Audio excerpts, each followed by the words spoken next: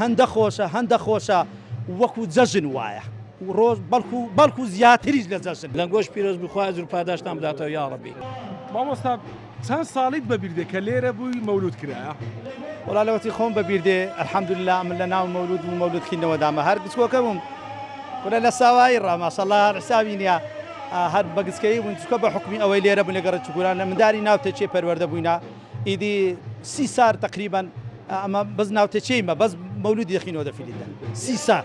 لە 97 و 30 سالە 29 سال 30 سال تقریبا بالضبط ئەمە لە ناوتەچێنە مەولود مومانێ نەهاتوە ئەنگسکۆ کە پەروەردەی تەچێ بوون الحەمدوللا لە ناو منداڵی ناو مەولود و مەولود خینەوەینە الحەمدوللا. ئێستا چۆنە مەولود وچی پێشتر ماوە خەڵک زۆر دێ کەم دێ؟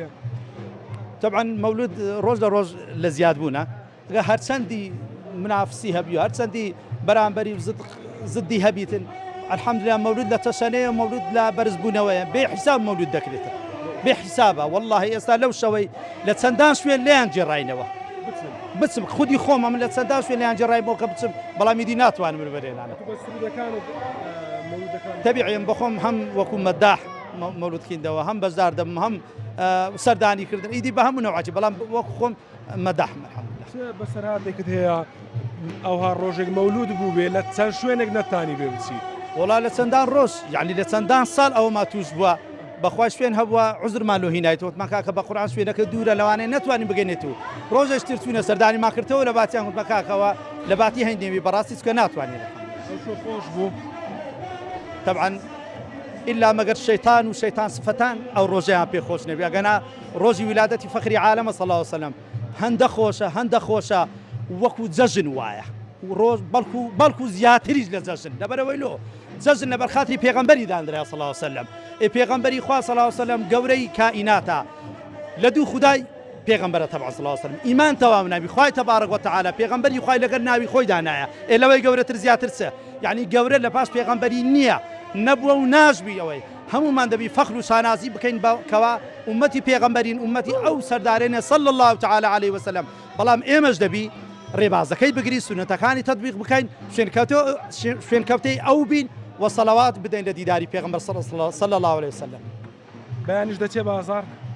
إن شاء الله هەر بە تەماینە و ساڵانە کە ئەمە شەوەکەی دەکەین بەیانی إن شاء الله چەند شوێنێک لە زۆر شوێن لێیان جێڕانەوە بەڵام چەند شوێنێک لەگەر ئەو برایانەی پێکەوە هەموو خڕ دەبینەوە هەمومان سەردانی مزگەوتەکان دەکەین سەردانی تەچەکان دەکەین سەردانی ماڵەکان دەکەین لە هەر شوێنێک یادی پێغەمبەر صلی الله عليه وسلم بۆ خۆمان دەچین بەشداری دەکەین چکە مەولودی پێغەمبەری صلی الله عليه وسلم. ینی بە جۆرەوەی کە دەزانی دەبێت لە چەند مزگەوت بەیانی مەولود بکرێ ینی حساب ناکرێت بێ حد و حساب مەولود دەکرێت ئێستا و بەیانیش و ڕۆژانی داهاتوش. خەلیفە ماوەی چەند ساڵە دەی بۆ مەولود؟ ئەمان بەخۆم 28 ساڵە خزمەتێوتە چێ دەکەم خزمەتی مەولود دەکەم پێش 28 ساڵ ئەمن لە تەمەنی لەوەی ئەو کاکەی گچکەتر بوومە لە تەچەکانی قەڵاتی بە بۆنەی مەولودی خزمەتمان هەر کردیە ئێمە وەکو خەڵکی ئەولێر ئەسڵ کە خزمەتی ئەو بۆنەمان کردووە ولاد حضرة رسول الله صلى الله عليه وسلم. ئەو کەچوێ چەند موریدی هەیە دەژمێردرێ؟ والله مرید نایەتە ژماردن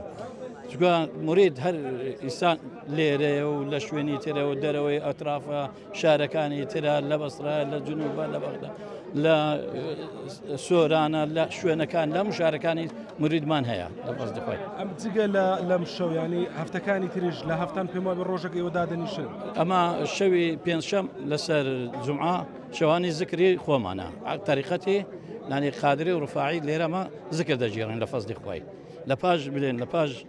عیشایان کە نوێژەکە کرا تەسبیحەتەکە کرێت لە پاش تەسبیحەکە دەست بە زکر دەکرێت لە پاش زکری قیام مەولود دەخێنرێ مەولود نامە و ئەو شێوازە مەولودەکان دەست پێ دەکات هەموو هەفتە شەوی پێنجشەمان هەیە و زۆر جارانیش هەبووە نانی لەبۆ دەرسی دراست قورئان مەسەلەن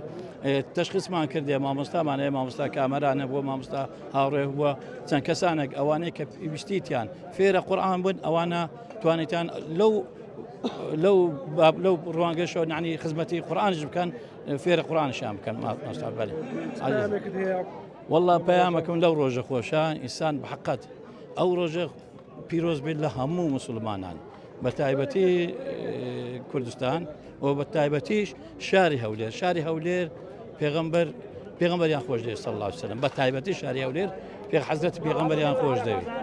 پێغەمبەر صلی الله ئەمە پیرۆزبای لەو شخصانش دەکەین لەو کەسانە دەکەین کە پێغەمبەریان خۆش دەوێت خزمەتکاری ئەو کەسانشین کە پێغەمبەریان خۆش دەوێت و لە خزمەتی ئەو هەموو میوانانش داینەما لەو بۆنێ خۆشترمانێ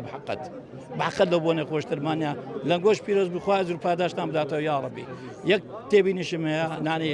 حەز دەکەم ئەو خەڵکە بە حەقیقت